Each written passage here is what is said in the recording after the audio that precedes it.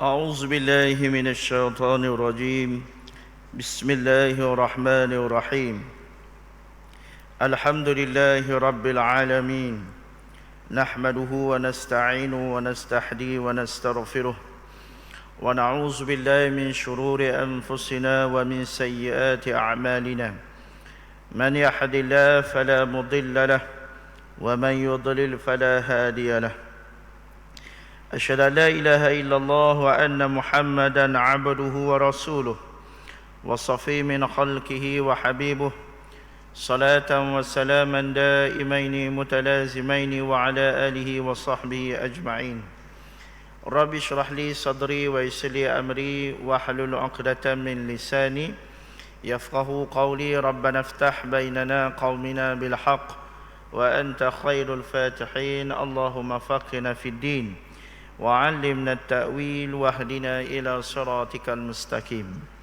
Sidang pendengar yang dirahmati oleh Allah Subhanahu wa taala sekalian, meneruskan lagi pengajian tafsir kita masih lagi di dalam surah Al-Ghasyiyah pada ayat yang seterusnya, iaitu pada ayat yang ke-8.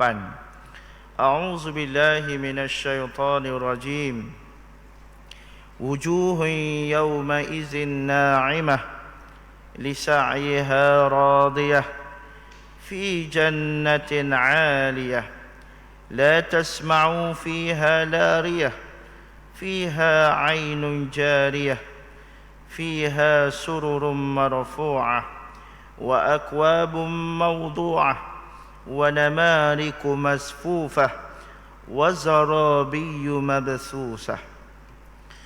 Banyak wajah pada hari itu berseri-seri, merasa senang kerana usahanya di dalam syurga yang tinggi.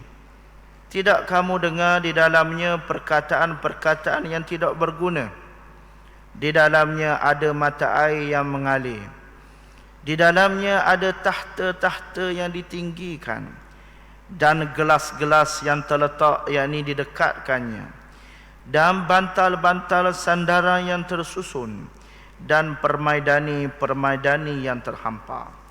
Muslimin muslimat sidang pendengar yang dirahmati oleh Allah Subhanahu wa taala sekalian, kita masuk kepada bahagian yang kedua daripada surah Al-Ghasyiyah. Sebagaimana yang telah kita nyatakan dalam pengajian yang terdahulu, surah Al-Ghasyiyah adalah surah yang menceritakan berkenaan dengan hari pembalasan, hari akhirat.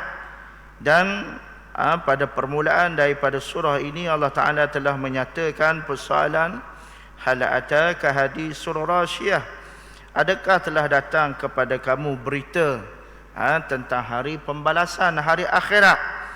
Dan Allah Ta'ala telah menceritakan berkenaan dengan golongan yang pertama, iaitu wujuhum yawma izin khasyiah, iaitu golongan yang wajah-wajahnya tunduk terhina di hadapan Allah Subhanahu wa taala di hari akhirat. Dan kita telah jelaskan pada pengajian yang terdahulu bagaimanakah Allah Subhanahu wa taala menceritakan keadaan penduduk-penduduk ahli neraka, yang mana mereka ini makan daripada pohon-pohon yang berduri, minum daripada air mata air yang bergelegak panas, yang sama sekali tidak mengenyangkan dan tidak menggemukkan mereka. Seterusnya, pada bahagian yang kedua daripada surah ini, Allah Subhanahu wa taala menceritakan pula berkenaan dengan golongan yang kedua, iaitu wujuhum yawma izin na'imah, iaitu golongan yang wajah-wajahnya berseri-seri di hari akhirat. Wujuhum yawma izin na'imah, maknanya setelah mana Allah Ta'ala menceritakan keadaan orang-orang yang sengsara, orang-orang yang menderita di dalam neraka, maka selanjutnya Allah Ta'ala menceritakan pula orang-orang yang berbahagia, yakni di dalam syurga. Iaitu yang pertama, Allah Ta'ala menceritakan berkenaan dengan wujuh. Wujuh ni wajah lah, wajah muka. Sebab apa disebut wujuh, disebut muka, kerana tidak disebut pada anggota lain. Kerana tuan-tuan, anggota muka lah, anggota wajah lah yang menunjukkan bagaimana keadaan, bagaimana reaksi seseorang itu terhadap anggota tubuh badannya. Nah, contoh macam kalau kaki kita sakit, nah, tercocok duri sebagai contoh, yang kena tu kaki, betul tak tuan-tuan? Tapi efek dia kat muka, betul tak tuan-tuan? Nah, bila kena aduh sakit, muka habis jadi keruk. Muka jadi keruk, sedangkan kena tu kat kaki, bukan kena kat muka. Kerana muka ni adalah gambaran, nah, untuk melihat bagaimana keadaan diri seseorang itu. Maka sebab itu kita tengok kalau orang kata seseorang itu dia bahagia. Nah, orang ni bahagia. Orang tengok kat mana bahagia dia? Oh, tengok muka dia nampak bahagia. Tengok muka dia tenang. Ke ada orang kata tengok kaki dia bahagia?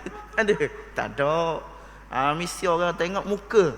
Sebab muka inilah menjadi petunjuk ataupun penanda aras kepada keadaan seseorang.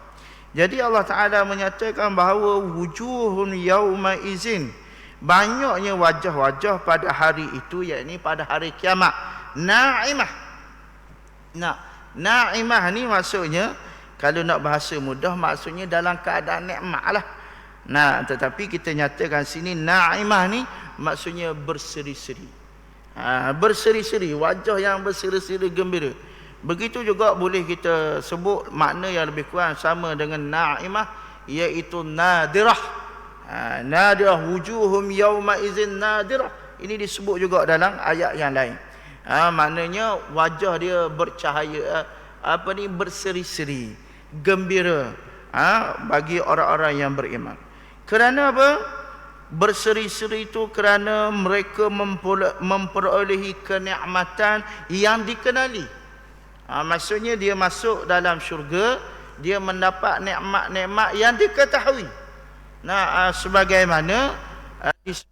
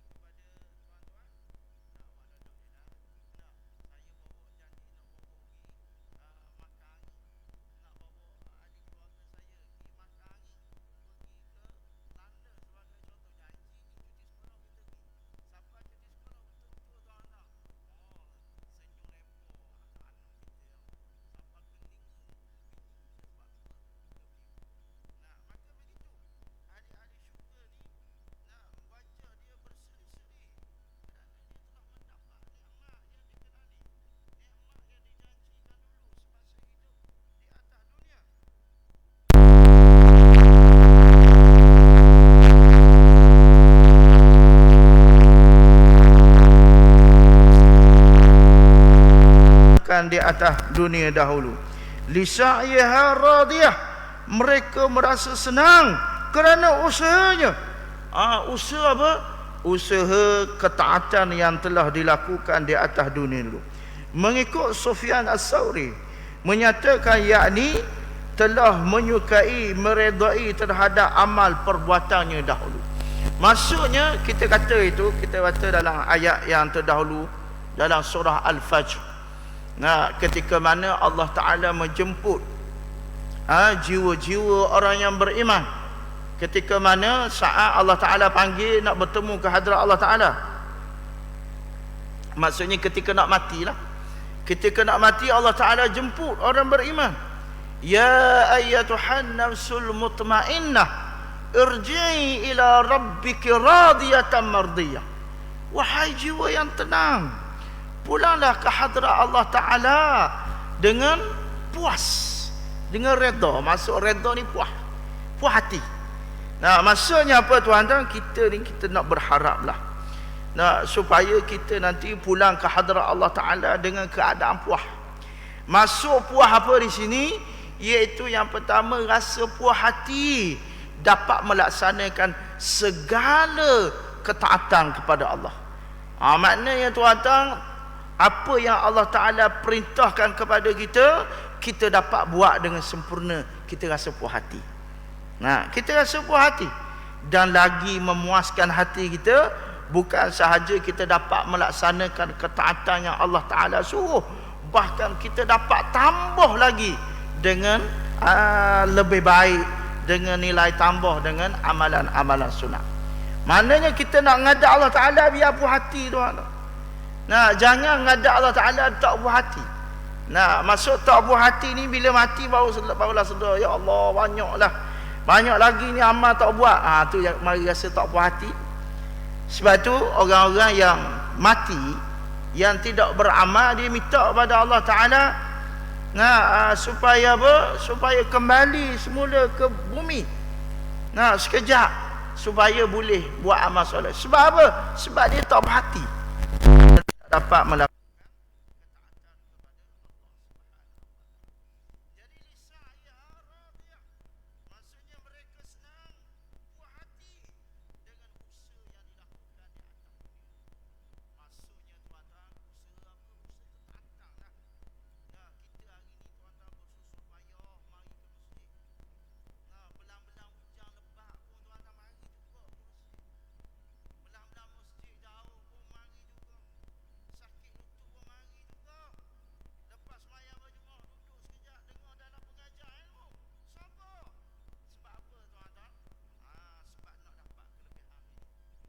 Dan tuan-tuan, letih kita biar letih puas hati.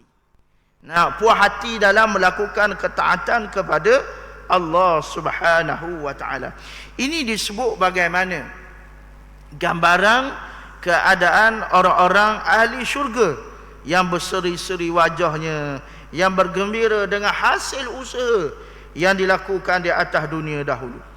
Kemudian Allah Ta'ala menyatakan lagi, fi jannatin 'aliyah, di dalam syurga yang tinggi. Maksudnya tuan-tuan, ahli syurga ni duduk syurga yang tinggi, yakni yang sangat tinggi, penuh kemegahan di dalam kamar-kamar, yakni di dalam bilik-bilik mereka merasa aman. Tuan-tuan, maksudnya apa? Duduk tinggi lah. Tuan-tuan, kalau kita pergi ke hotel sebagai contoh, nah, hotel tingkat bawah dengan tingkat atas dia, harga dia tak sama. Nah, view pandangan bawah dengan pandangan atas, semakin tinggi hotel tu tuan-tuan, semakin mahal harganya. Macam tuan-tuan pergi ke Mekah lah tuan-tuan. Nah, hotel Hilton kat depan tu, Tower Jam tu tuan-tuan, kalau duduk atas tu tinggi tu, berapa ribu, 30,000 semalam tu. Nah, kenapa? Sebab apa? Sebab atas view yang cantik, view yang comel, kita boleh nampak semua pemandangan, boleh nampak. Nah, menunjukkan bahawa itulah tempat yang nikmat. Nah, yang bukan sahaja nikmat, yang penuh dengan kemegahan. Nah, rasa megah, berbangga. Semakin tinggi dia duduk, semakin tinggi kedudukan dan martabat dia. Maka ini Allah Ta'ala menyatakan bahawa mereka duduk di dalam syurga yang aliyah, syurga yang tinggi. Nah, tempat yang tinggi yang penuh dengan nikmat-nikmat, duduk di dalam kamar, yakni dalam bilik.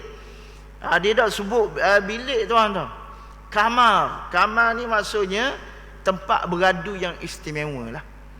Nah, sebab tu kalau rumah kita panggil bilik je. Tapi kalau istana tak panggil bilik, betul tak? Istana panggil kamar.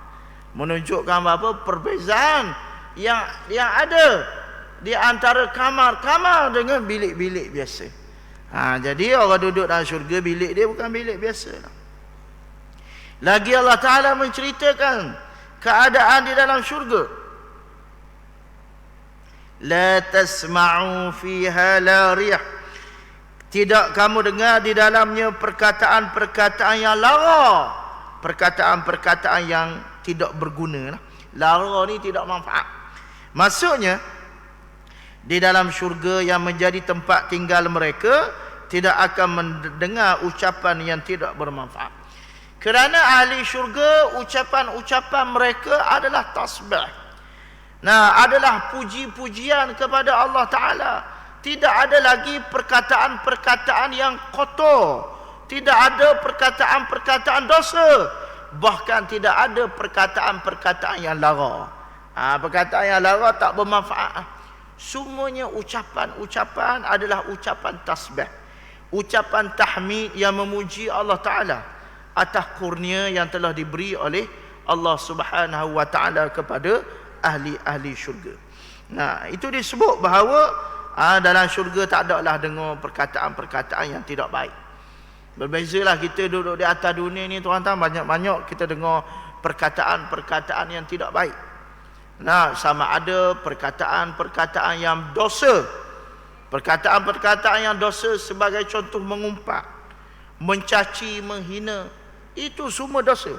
Bila sebut mengumpat ni tuan-tuan, bukan sahaja orang yang mengumpat itu berdosa. Orang yang mendengar mengumpat pun sama bahagian mendapat dosa di sisi Allah Subhanahu wa Ta'ala. Ini perkara mengumpat ni tuan-tuan, suatu yang telah sebati dalam kehidupan kita. Kadang-kadang orang kata, "Nak ustaz, bukan nak ngata." Nampak? Ayat dia gitulah, duduk kedai kopi, "Ustaz, bukan nak ngata dia ni gini." Tuan-tuan, fahamilah apa dia istilah mengumpat. Mengumpat dalam bahasa Arab disebut ribah. Ribah ni maksudnya apa? Zikru akhuka bima yakrah. Iaitu kita sebut tentang perihal saudara kita kalau dia dengar dia tak wahyi. Nak dia beci. Ngumpatlah tu.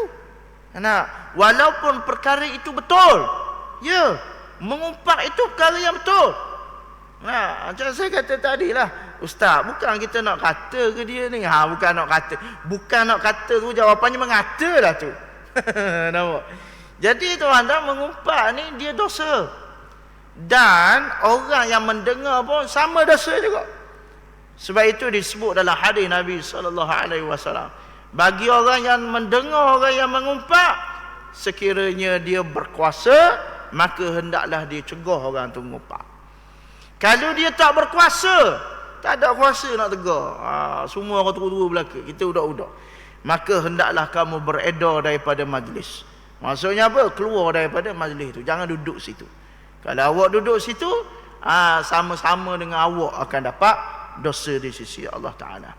Nah, maka itu banyak perkataan-perkataan yang dosa, perkataan-perkataan yang maksiat, perkataan-perkataan yang lara, yang menyebabkan hati kita menjadi gelap, hati kita jadi payah, hati kita jadi kelam. Bila hati kita jadi kelam, susah untuk menerima kebaikan, susah untuk menerima nasihat, payah untuk beramal. Jadi di dalam syurga la tasma'u fiha lariyah. Dalam syurga tak ada dengar, tidak didengari sepatah pun perkataan-perkataan yang lara. Fiha 'ainun jariyah, dan di dalamnya ada mata air yang mengalir. Yakni mata air yang segar yang mengalir. Dan disebut di dalam ayat yang lain bahawa mata air di dalam syurga, kalau kita faham bila sebut ain, mata air, iaitu mata air yang segar lah. Mata air yang segar. Tetapi di dalam syurga bukan sahaja mata air, di dalamnya adanya sungai-sungai yang mengalir. Dan sungai yang mengalir bukan sahaja daripada air, disebut di dalam ayat-ayat yang lain. Sungai yang mengalir daripada yang pertama min asalim musaffa, ada sungai yang daripada madu. Tuan-tuan, madu tu sungai. Kita hari ni nak cari madu, jangan kata sungai, cari sebotol pun bayar. Madu asli je. Ini dalam syurga sungai madu terus. Itu satu jenis yang pertama. Yang kedua, sungai daripada arak. Arak ni apa? Iaitu arak daripada perahan buah-buahan yang segar. Bukan arak di atas dunia. Arak di atas dunia ni tuan-tuan daripada peramal buah-buah yang basi. Arak tu basi tuan-tuan. Sebab tu kalau tuan-tuan tengok arak ni dia buih. Nak buih. Tengok air tuak dah kalau lok lama sikit. Nak buih. Dia arak ni semakin lama diperam semakin power. Nampak? Kau lama kau power, kau lama kau bau. Kau basi kau mahal. Kau basi kau mahal. Itu arak di atas dunia. Tapi arak syurga adalah perahan asir.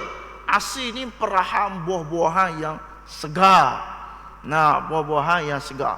Nah, maknanya dalam syurga adanya sungai madu. Adanya sungai arak.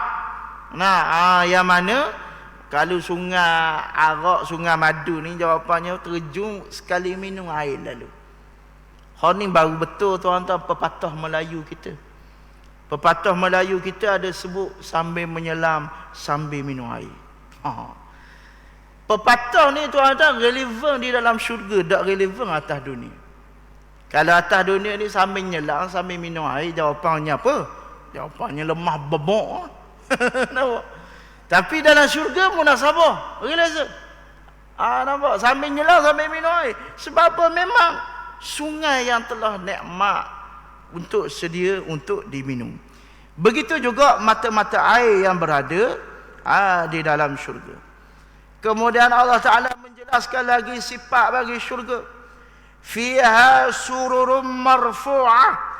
Di dalamnya ada tahta-tahta yang ditinggikan. Maksud tahta-tahta ni, bukan tahta atas kepala tu. Kalau kita istilahkan asalnya surur ni katil-katil. Kalau kita nak terjemah dengan bahasa ini, ibarat macam singgah sana lah. Singgah sana. Singgah sana bukan kalau macam kursi saya duduk ni, kalau singgah sana raja duduk macam ni. Singgah sana hak yang boleh berbaring. Pernah tengok cerita Priamli, cerita Musa berjanggut, hak yang dia duduk apa? Singgah sana hak boleh baring duduk atas batai duduk gitu. Nampak? Nampak? Gitu. Dia kalau bukan singgah sana kursi ni, kalau kursi ni duduk gini ya. Raja-raja duduk kalau tabah duduk gini. Hak ni singgah sana raja hak duduk baring gitu. Dia duduk gitu, lepas tu makan buah anggur gitu. Gitu lah. Itu maksudnya sururum marfu'ah, iaitu tahta-tahta yang ditinggikan, yakni penuh dengan kenikmatan, banyak yang pemaidani dan tiang-tiang yang di atasnya terdapat bidadari. Maknanya macam kita tengok cerita tu lah, cerita raja-raja tu, bila raja duduk bersemayam di atas singgasananya, pasti ada bidadari yang ramai di sekeliling dia. Maka disebut tuan-tuan, mereka berkata, jika wali Allah ingin duduk di atas tahta yang tinggi tersebut, maka tahta-tahta itu akan bergerak merendah untuknya. Nampak? Maksudnya tuan-tuan, tahta singgah sana tu boleh setting ya. Nampak? Maksudnya tak payah kita nak manjak. Dia mari ke kita, tengok keadaan diri kita. Tahta tu tinggi, tapi bila kita nak mari duduk, ia akan merendah pada kita supaya boleh duduk di atas tahta-tahta.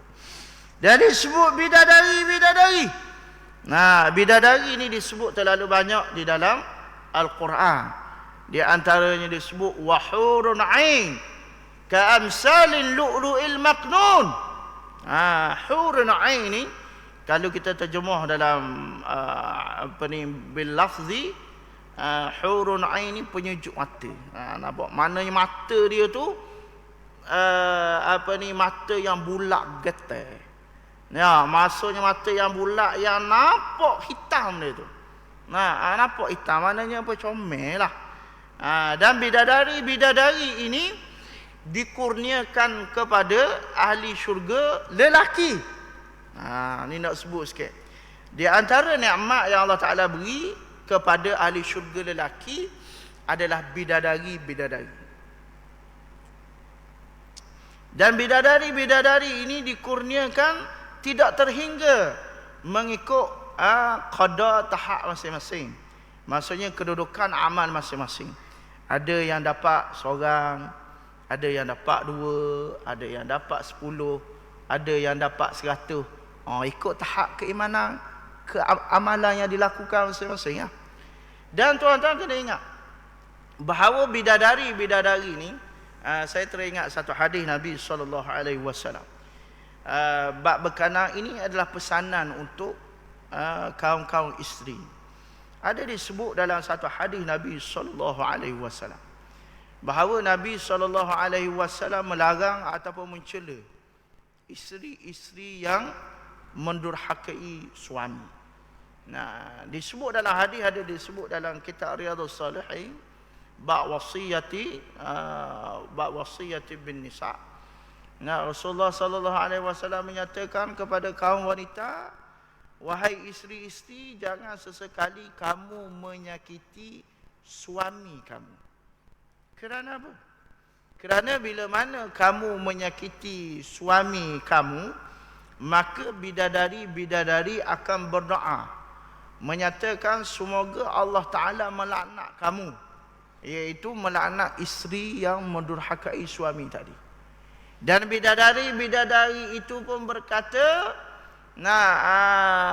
sampai masa kamu akan berpisah dengannya, dan kami akan bersedia untuk bersama dengan suami kamu. Maksudnya apa? Isteri-isteri kena ingat. Kalau isteri-isteri yang durhaka kepada suami, isteri-isteri yang menyakiti suami, tuan-tuan kena ingat bahawa bidadari-bidadari sedang menunggu suami-suami kita. Nampak? Jadi maknanya tuan-tuan, pada setiap kita ni, orang lelaki, ada dah bidadari-bidadari tunggu. Dah payah bimbang. Dah start dah kalau isteri yang durhaka. Bagaimana pula kalau isteri dia tu isteri yang baik, isteri yang solehah? Dengar cakap suami, patuh cakap suami. Bila sebut isteri solehah ni tuan-tuan, saya nak sebut sikit. Nabi SAW menyatakan 3 kriteria isteri solehah. Sebab hari ni tuan-tuan nak cari isteri solehah sangat payah. Yang pertama Nabi sebut sifat isteri solehah ni, iaitu yang pertama, apabila memandang wajahnya, apabila suami tengok isteri dia, akan menggembirakan hati dia. Nampak? Maka nak khabar bila tok lelaki kita balik kerja, letih, serabut, banyak kerja, banyak masalah, bila balik rumah tengok muka bini kita, hilang belaka masalah. Itu tanda tu, tanda dia. Kalau balik rumah dah lah kerja serabut dah, balik rumah tengok muka bini pula, Allah, macam tu mak lapik kau serabut, itu kena muhasabah. Itu sifat yang pertama. Mana tengok wajah isteri menggembirakan. Yang kedua, apabila suami panggil, maka dia segera taat. Mana panggil segera lagi, tak ada tangguh. Hari ni tuan-tuan, kadang-kadang kita nampak benda biasa, benda yang telah dinormalisasikan. Contohnya apa? Suami panggil yang mari kejap. Isteri pun jawab, "Jap, duduk dapur nampak marah. Itu tanda selalu dah bahawa durhakanya isteri. Suami panggil, "Sayang, mari sekejap." Dah lapar ke tengah tengok cerita drama ni? Nampak? Itu tanda durhaka. Tanda solehah tuan-tuan, bila isteri suami panggil, segera datang. Itu dia. 2. Yang ketiga, apabila suami tidak ada, iza raba zauj, apabila suami tak ada, maka dia menjaga kehormatan diri dia dan menjaga harta suami dia. Suami tak ada, suami pergi outstation, suami pergi kerja, dia jaga maruah dia. Maksud jaga maruah dia, tak mudah-mudah keluar tanpa sebarang, menunjukkan diri kepada ajnabi tanpa sebarang urusan. Tidak mudah-mudah suami dia tak ada panggil orang mari rumah. Kawan-kawan nak mari rumah, masuk dalam rumah dengan tanpa izin suami. Ini tidak betul. Ini disebut. Jadi nak sebut di sini bahawa tuan-tuan, orang isteri yang durhaka kepada suami, bidadari kata, semoga Allah Ta'ala melaknat kamu. Kami akan bersama dengan suami kamu. Maksudnya apa? Bidadari ni tunggu kita belaka ni, orang lelaki ni. Nampak? Kayak dia orang puang pula kata dah sedap orang lelaki boleh bidadari. Orang puang dapat apa? Nampak? Yang pertama saya nak sebut, saya kebetulan kita cakap bab bidadari ni. Bidadari ni tuan-tuan memang Allah Ta'ala kurniakan nikmat khusus ini kepada kaum lelaki. Dan tuan-tuan ingat, bidadari ni tujuan dia memang adalah untuk berjimak lah. Nampak? Kerana di situ kecenderungan kaum lelaki. Kecenderungan kaum lelaki kepada itu, kepada perempuan. Zuyyina lin-nasi hubbus syahawati minan nisa. Dihiaskan manusia itu dengan apa? Suka kepada perempuan. Kalau tanya orang lelaki, awak suka tak orang perempuan? Kalau dia kata dia tak suka orang perempuan, jawapannya dia gay. Mana secara fitrahnya orang lelaki suka orang perempuan. Itu fitrah yang benar lah. Jadi Allah Ta'ala kurniakan kepada orang lelaki ni nikmat dia bidadari yang ramah untuk tujuan berjimak lah. Kerana kecenderungan orang lelaki itu situ. Tapi bagi orang perempuan tidak. Orang perempuan tidak. Orang perempuan Allah Ta'ala tak kurniakan bidadari. Ataupun ada orang kata bidadara. Kalau orang lelaki bidadari, orang perempuan bidadara. Bukan bidadara, tuan-tuan. Orang perempuan Allah Ta'ala mengurniakan nikmat. Dia kecenderungan dia bukan macam orang lelaki. Orang lelaki kecenderungan ni kepada orang perempuan. Tapi orang perempuan dia kecenderungan dia kepada perhiasan-perhiasan. Sebab tu disebut dalam Al-Quran, orang puan ni dia dapat apa? Dia dapat mutiara-mutiara, lu'lu'in maknun. Dapat bekas-bekas piala-piala, pinggan makuk, perhiasan-perhiasan. Itu kecenderungan orang puan tu di situ. Dan orang puan dapat tak bidadara? Dia bukan bidadara. Dia panggil istilah dia ghilman ataupun wildan. Ghilman, wildan ni apa? Ghilman atau wildan ni kita panggil orang-orang muda yang kacak, yang semak, yang segok. Nampak? Mana tadi kita kata orang lelaki dapat bidadari. Orang puan ia dapat anak-anak muda yang kacak, yang smart, yang handsome. Tapi bukan tujuan untuk berjimak. Tujuan dia untuk apa? Untuk bermain-main saja. Yatufu alaihim wildanum mukhalladun bi aqwabin wa abariqa wa ka'sim min ma'in. Maknanya wildan ni dia main tawah-tawah ya, main pusing-pusing. Main kejar-kejar. Nampak? Kejar-kejar di antara lelaki dan perempuan. Macam kita juga tuan-tuan, orang perempuan dia dah cara lelaki. Kita tengok isteri-isteri kita lah, tengok orang perempuan ni. Kalau you tengok anak-anak dia main berlari pun dia sukaan dah. Betul tak tuan-tuan? Main suka berlari, suka je tengok. Gitu lah agak kita kata kecenderungan orang perempuan tu ke situ. Dan saya sebut tadi wildan dan ghilman ni bukan tujuan untuk jimat macam lelaki tadi. Kerana apa? Kerana bagi orang perempuan dia hanya untuk suami dia sahaja. Faham? Maksudnya kalaulah perempuan suami ini dan isteri ini masuk ke dalam syurga, maksudnya isteri dia tu, suami dia hanya untuk isteri dia untuk suami dia saja. Tak boleh untuk orang lain. Beza orang lelaki lah. Orang lelaki walaupun dikurniakan bidadari yang ramai, tetapi isteri dia, kalau isteri dia yang salihah masuk syurga, isteri dia akan menjadi penghulu bagi sekalian bidadari-bidadari yang lain. Jadi muslimat ibu-ibu dah belakang tu tak payah bimbang, tak payah takut. Kalau tok lelaki kita boleh bidadari ramah. Sebab apa? Sebab kita jadi memsor. Nampak? Kita jadi ketua bagi sekalian bidadari-bidadari yang lain. Dan ingatlah bahawa di dalam syurga tak ada dah istilah cemburu-cemburu ke, deki ke, hasad deki, tak ada. Kerana apa? Kerana semua sifat-sifat itu telah dihapuskan. Kerana orang yang masuk ke dalam syurga adalah orang yang qalbun salim, orang yang hati sejahtera. Yauma la yanfa'u malun wala banun illa man atallaha biqalbin salim. Hari yang tidak memberi manfaat oleh harta benda dan anak pinak, melainkan mereka yang datang menghadap Allah Ta'ala dengan hati yang sejahtera. Maksud hati yang sejahtera, hati yang sejahtera daripada dosa-dosa. Tak ada dosa dah. Itu yang pertama. Yang kedua, sejahtera daripada apa? Sejahtera daripada sekalian penyakit-penyakit hati. Nah, tak ada lah penyakit hati.